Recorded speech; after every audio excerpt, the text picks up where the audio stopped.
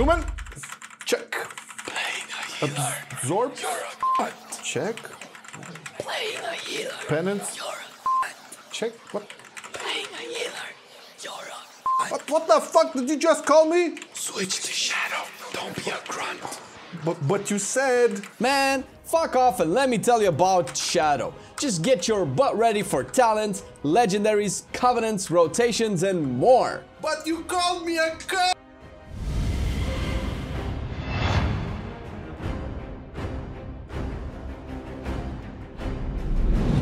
But if you will listen to the whispers, unlike Marcellian, you will hear them say, Subscribe and enable those notifications. but why, oh mysterious voice who means no harm? Because algorithms.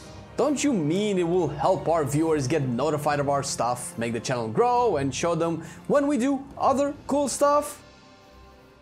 Maybe. This time around, it seems Shadow has a lot of flexibility with the talent, and as usual, we try to cover the basics and fundamentals to help you pick up the spec quick and clear some keys, loot some raid bosses, you know, the usual. There is a lot more to learn about Shadow, but more on that later.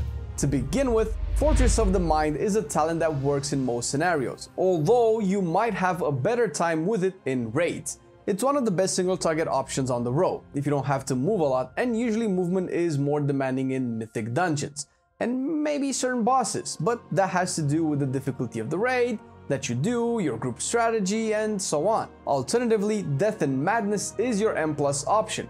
It actually works in raids as well, and any scenarios where there are adds or mobs that die at odd intervals. And you can snipe them, because that's, you know, Shadow Word Death.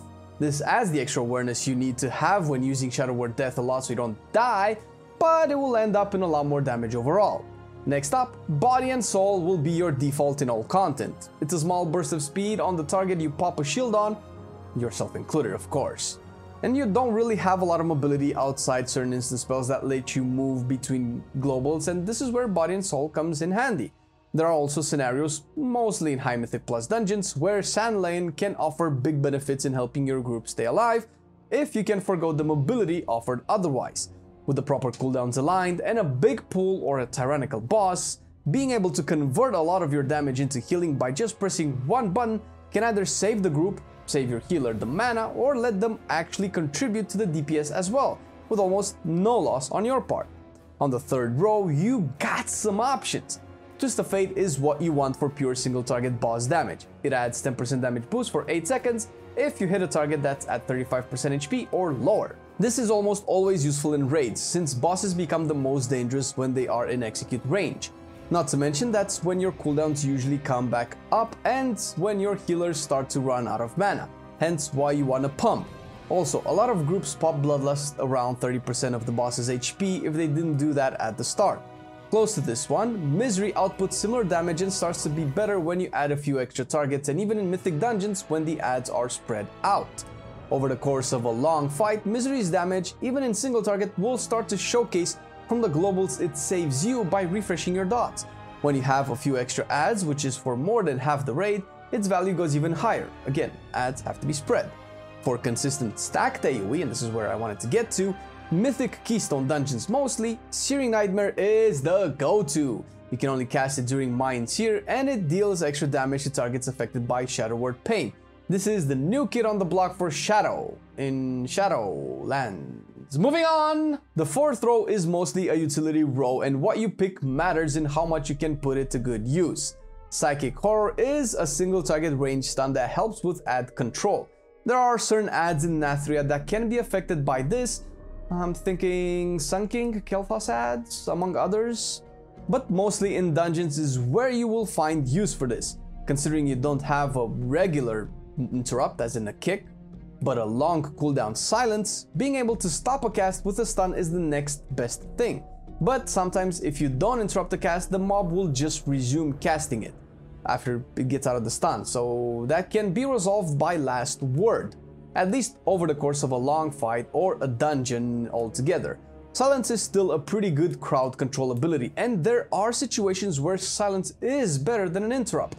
having its cooldown reduced can make it available quick enough so your group will not lose out too much on the lack of a proper kick. And also, I do want to mention, I know that I make a difference between silence and interrupt, but silences also interrupt the cast, but they don't act as a normal kick, I would say. Again, depends on what you want and need. On the 5th row, Auspicious Spirits makes a return in raids. It's basically what you have been playing with for the past few years, if you have been playing Shadow for the past few years. It's a passive that makes your apparitions deal more damage and also generate insanity. Over the course of a long fight, it does some of the most damage on this row, if not the most damage on this row, and it's the simpler approach to raid encounters. You could also swap to Psychic Link for certain bosses with adds or cleave fights. Picking this will essentially reduce your single target output. But if your group requires heavy cleave damage, this will pull ahead if you also have equipped the Talbadar Legendary, which we will go over in a bit. This is specific and will not be a good universal choice, but it is fun when you have specific options for specific situations instead of a cookie cutter build. Alternatively, in Mythic Dungeons, you will go with Shadow Crash most of the time, until you get to very high keys, mobs will die fairly quickly for Auspicious Spirits to be effective, and in large packs it might be inefficient to dot everything with Vampiric Touch on top of Shadow War Pain, so that Psychic Link can have value. And for that, Shadow Crash is simple. Does uncapped AoE damage in a large area, returns Insanity, and is an extra button. The value of uncapped AoE cannot be dismissed since it is one of the reasons why Fire Mage as a DPS spec is arguably #1 in high keys. Since most abilities are AoE capped, means the amount of enemies you can hit at once is limited, the size of the pools your tank has to make will be smaller. Uncapped means bigger fights, means more damage, means faster timers on your keystones. Then again, any one of these options can be used if you can play it properly, although on paper some will be better in certain situations. Next up, Void Torrent will be your default choice for all content. In terms of damage, it has the highest output on the row and melts bosses and priority mobs single target. Yeah, it doesn't have any real AoE applications aside from the raw insanity generation, which subsequently will be converted into AoE damage. Mindbender can help with AoE as well in the same regard, because it's a passive boost in insanity generation by replacing Shadow Fiend. And that's also translated into AoE damage, similar to Void Torrent. Also, it having a 1-minute cooldown aligns better with dungeon encounters that are more frequent and prefer shorter DPS cooldowns. Lastly, Hungering Void, a new talent, is the best option on the row for all content. It does the most single target damage on the row and is the best tool to take down priority targets. The extension of Void Form still increases your overall damage that translates into AoE as well, even if Void Bolt is a single target spell, usually on packs up to 5 or 6 targets. When fighting more than 6 mobs at once consistently, the talent will start to lose value since Void Bolt will no longer be part of your rotation, but usually fighting more than 6 mobs at once consistently happens in higher and higher keys. And if you're just starting with Shadow, that might not be something to worry about for now. This talent also increases the value of crit as a stat, but more on that in a bit. Alternatively, yay, Surrender to Madness gives you more frequent windows of burst damage. This is usually better in dungeons, again because of its lower cooldown and giving you more overall void forms. Obviously you have to be able to play its mechanic without dying, and in Mythic Plus usually there are hardly any situations where any one mob will live long enough where this is a problem. Unless people already fucked up, in which case, well, you're already dead, I suppose. Although, one note to make here is that not all mobs can be targets of Surrender to Madness, and there is actually a neat spreadsheet provided to us by Public where you can check it. Link is in the description.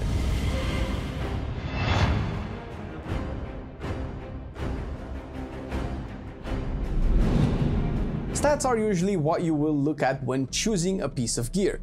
The best way to know 100% what your best item is to sim yourself. You can go to raidbots.com and follow the website, or pop in our stream at twitch.tv/MarcellianOnline and we can discuss simming. Another thing to note is that in Shadowlands you are introduced once again to stats diminishing returns, or stat DR. That means that after a certain point, 30% for haste, crit and verse, and 19% for mastery, each additional point of the respective stat will provide less and less damage. This is true for Shadow Priest and most other DPS specs, although the mastery breakpoint differs for each spec. Outside of that, if you are not too interested in getting every little DPS out, go for Intellect first. Intellect being the best stat, your main stat, means you want the item with the highest eye level possible. That's clearly where the most intellect is, but also means a larger pool of secondary stats. Speaking of which, Haste and Mastery are next in line as your stats to consider, almost equal to each other. Since Shadow is a spec based a lot on putting as many casts as possible in as a specific short window as possible, Haste helps with that. Haste either reduces the cooldown of some of your rotational abilities or the GCD, or increase the tick rate of your dots, which is actually true for any dot class. Mastery is also more overall damage for each of your dots on the target, which synergizes well with the legendary you will likely aim to get. I mentioned crit and how good it can be for Hungering Void, and it is good, just a bit less than Haste and Mastery, but again, that depends since it can get better than Mastery after a point, but I mean, you cannot really know that for sure unless you sim. Lastly, versatility goes on the bottom. On your weapon, for pure single target, go with Sinful Revelation, while for AoE or any fights with more than one target, Celestial Guidance will take the cake. Since swapping enchants left and right is not really feasible unless you have two weapons, one for single target and one for more than one target, keep Celestial Guidance as a default enchant. Or make gold. We have a gold guy. Use Eternal Insight for your chest with a Desolate Armor kit for that extra stamina if you're pushing tough content. Eternal Intellect goes on your bracers, and for that extra tankiness, put Fortified Avoidance on your cloak if you are raiding, since there's actually a lot of AoE raid damage out that can be mitigated, or Fortified Speed for a bit more mobility. Keeping with the stat priority, use Quick Jewel Clusters for your gems and Tentative Haste for your rings. Replace these with whichever stat becomes your best if you do end up simming to find out. Do you want to be an alchemist? No?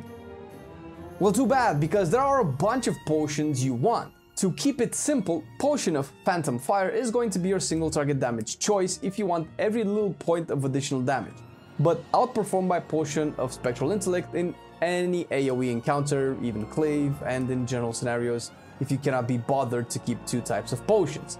Seeing as how there are only a few fights in the raid where you fight one target 100% of the time, Spectral Intellect is what we fundamentally recommend. For the flask, take the Spectral Flask of Power, cause it's the only one, and use the Shadow Core Oil for your weapon, which will boost your damage when combined with Phantom Fire, single target again. And because Intellect is so good, obviously Feasts will be your best food buff to choose from, but you can always replace it with Tenebrous Crown Roast Aspic as a haste alternative.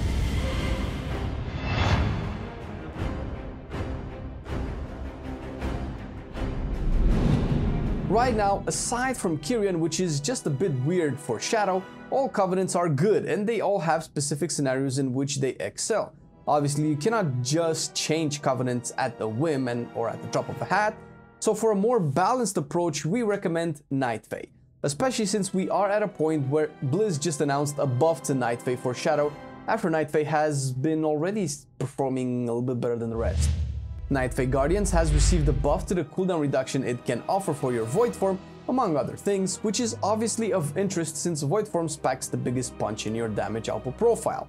The top performing Soulbind right now seems to be Nia with the 1 potency conduit unlock that puts you on the path to unlock Nia's tools Burst. The raw damage this slot does seems to outscale most conduits you have, and if anything, you can always sim the actual conduits and see what works better. Speaking of which, there are 2 conduits that shine among the rest. Dissonant Echoes works around your Void Bolt spells, working really well and being the option for Mythic Plus content with the Hungering Void talent, while Haunting Apparition synergizes well with the talent Auspicious Spirits used primarily in raids.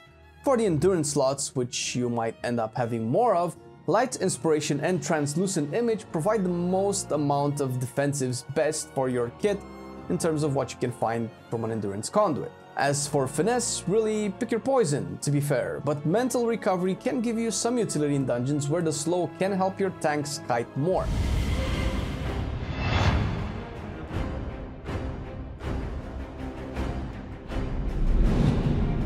For the Trinkets, you can easily follow your stat priority and choose the ones that impacted the most, although there are a few that stand out. Kabbalist Hymnal is right now the best trinket to get, and because its effect lasts 30 seconds, it can be paired with the second Onios trinket. Soul-Letting Ruby is an amazing source of critical strike and the best pair to the Hymnal, while Imperial Ordnance is the second and has a lot of passive mastery with a proc that gives you decent intellect as a buff. Moving from there, Inscrutable Quantum Device is maybe one you have heard of and seen a lot of people use.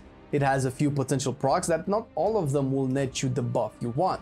It's a bit RNG and maybe not amazing to farm, but if it drops and you can control the type of procs it has, it can do some work, and it's the third best trinket to pair up with Hymnal. Sinful Gladiator's Insignia of Alacrity is a good option if you enjoy doing some PvP, since it can easily be upgraded if you know your shit and are able to get it with a bit of rating. It might not have the most DPS or be considered BIS, but since it's so easy and reliable to get at a high eye level, rather than farming a boss or a dungeon over and over and over and over and over and over and over again, I still didn't get that trinket, it's worth a spot in this list. As for your legendaries, Talbadar's Stratagem will be your main go-to and the one I have been pointing towards for this video. The legendary promotes you maintaining all 3 major dots on the target when you Mind Blast, which, as mentioned before, works really well with your mastery. This performs the best in raids, and although it helps in dungeons, we don't really recommend it. For pure Mythic Plus performance, however, Eternal Call to the Void is the go-to if you want to keep things simple. And we return again to the Mindbender argument, where single target damage can translate into AoE as well when it's generating a lot of insanity. There is also an argument to be made for Twins of the Sun Priestess. This one can be the best overall in dungeons if you are running with a DPSer that you know will use this effect more, and you can time it so you both get proper uses out of Power Infusion. This is a very specific one, so we don't recommend it until you get comfortable with the spec and have a reliable group to push keys with, usually your pre-made group of friends. Otherwise, you will lose more damage than you would have gained with any of the other options.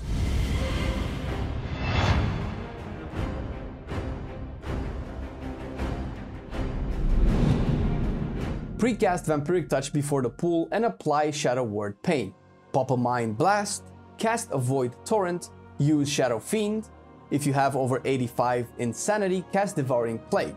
Pop Fey Guardians, use Void Eruption, use Power Infusion and Void Bolt right after. Necrolords and Venthyr pop their abilities right at the end of the opener, and if you're running a different talent setup than the raid one, you can use Shadow Crash right after Vampiric Touch, and you don't need to manually apply Shadow Word Pain if you run Misery. Little things like that. Cast Void Eruption when at 40 or above Insanity. Cast Fey Guardians on cooldown if Void Eruption is also on cooldown, which it should be if you are following the priority. Power Infusion next on the list, Void Bolt at 85 or less Insanity, keep Devouring Plague up on the target and refresh it if necessary at the last second of the dot or to prevent Insanity cap. Void Bolt next, Shadow Word Death on targets below 20% HP, and if you are sure you will not die. Shadow Fiend on cooldown, keep up Shadow Word Pain and Vampiric Touch. Mind Blast next, Void Torrent on cooldown but not during Void form, Mind Flay as a filler. Now this is just the priority rotation, that just means that you have to think of this as what button do you need to press next in terms of how important it is in your rotation. Same thing goes for multi-target. Use Surrender to Madness if your target will die in less than 25 seconds and you are not inside Void form. Void Eruption with at least 40 Insanity. Fey Guardians next. Channel Mind Seer for Searing Nightmare if there are 3 or more targets that will get hit. Devouring Plague on the most important target. Void Bolt next. Shadow Word Death if the target will die in the next 7 seconds. Mindbender on cooldown. Mind Blast next if it's a proc from Dark Thoughts or you are facing less than 4 targets that are not stacked. Keep up Vampiric Touch on up to 4 targets. Shadow Crash on stacked groups. Mind Seer as a filler. If you are fighting, let's say, a dungeon boss, then your single target rotation will still see Surrender to Madness at the top if the target of it, a boss or Diad, will die in the next 25 seconds. Shadow Word Death assumes you have Death and Madness talented, and you can cast Mind Blast on cooldown if your targets are spread out. The rotation has a lot of exception based on what talent you use, what covenant you are in, and what encounter you just engaged. We covered the basic versions of it, as with everything in this video, which should help you get started. There are more resources you can use to get more advanced intel on the spec. resources such as the Warcraft Priest Discord community and the website itself, also the Wowhead and Icy Veins guys respectively. Public, one of the top Shadow Priests and one of the most active member of the community, has a YouTube channel where he goes into much more detail than us, and you can check it out. Link is down in the description. Of course, thank you very much, Public, for helping us with the guide, feedbacking and clarifying a couple of things, because it was important, and we appreciate the help of a big brain like yours. Public has been one of the most, let's say, active voices for Shadow ever since Alpha that I've been able to see, and the man deserves your respect. Also, thank you to our patrons for supporting the channel time and time again. Guys, this goes a long way into helping us improve the quality of our videos, giving us the option to make new type of content, cool content that we hope you will like. So far seems to be pretty nice. We really appreciate all of your support, and if you, the viewer, are interested in supporting us a little bit more, the link to our Patreon page is down below and you can check it. There's a couple of things that you might be interested in. And we also get a lot of support that we have to mention on our stream at twitch.tv/MarcellianOnline from all of you generous nerds out there that are gifting all the subs, subscribing, cheering, tips and donations. Oh my god, this is so fucking amazing. It's awesome, guys, and we really appreciate all the support you have shown us. It motivates us to keep on pushing hard, and you know we will be in here for the long run. Thank you for watching the video so far, and I'll see you next time. I've been loving it then, I still love it now. Still, I play WoW. Still, I play WoW. Getting better every day, let me show you how. Cause still, I play WoW. Still, I play WoW. It's getting harder to stay, but at the end of the day, it's a guilty pleasure, so just log in and play. Whether it's classic or retail, I'ma do a /bow. Still, I play WoW.